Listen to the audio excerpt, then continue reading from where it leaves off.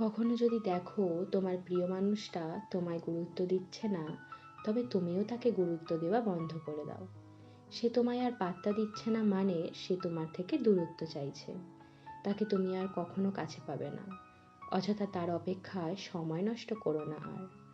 আসলে ভালোবাসা ঠিক ততক্ষণই ভালো লাগে যতক্ষণ ভালোবাসার কথা দুজনের মধ্যে প্রকাশ না পায়।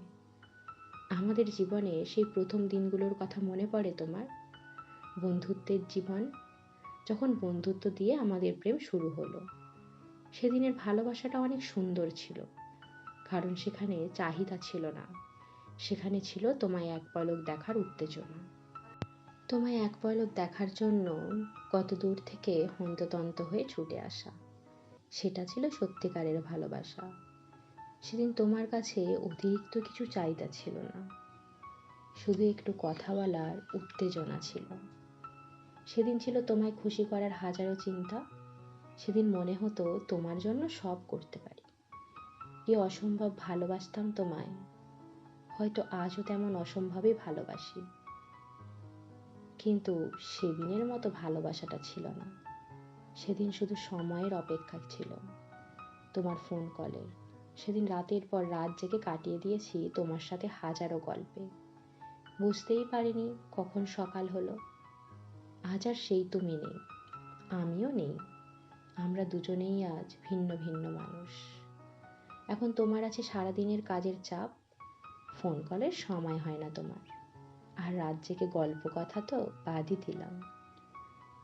একদিন আমার সব বায়না মেটানো ছিল তোমার ভালো লাগা, আর এখন তোমার আমার বায়না শোনারই সময় হয় না।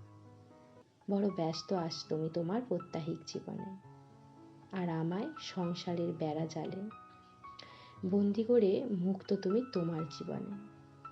আর আমার জীবনের প্রতিটা মুহূর্ত নতুন নতুন গল্প তৈরি করে যায়। শুরুটার জন্য প্রস্তুত না থাকলেও শেষটার জন্য প্রস্তুত হতে শিখতে হয়। জীবনের এই ভাঙা পথে ক্লান্ত প্রতীক হিসাবে হাল না ছেড়েও এগিয়ে যেতে হয় ক্রমশ। যেমন সব ঋতুর শেষে পাতা ঝরিয়ে বসন্তে আবার নবপল্লব সেজে ওঠে, তেমনি প্রতিদিনের শুরুতে আবার নবপল্লবের মতো নতুন করে সেজে উঠতে হয় আমার।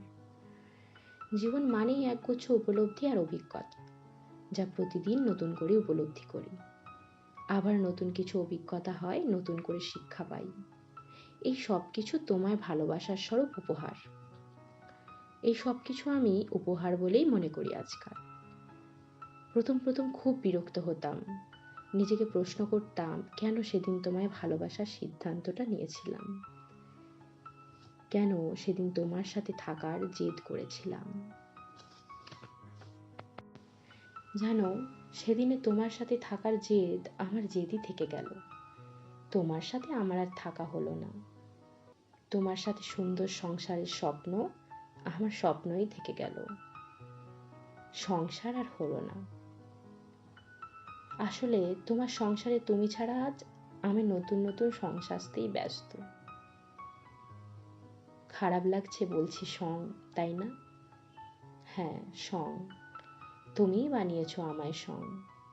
তুমি বাধ্য করেছো আমায় সব মেনে নিয়ে আর মানিয়ে নিয়ে সং সাজতে।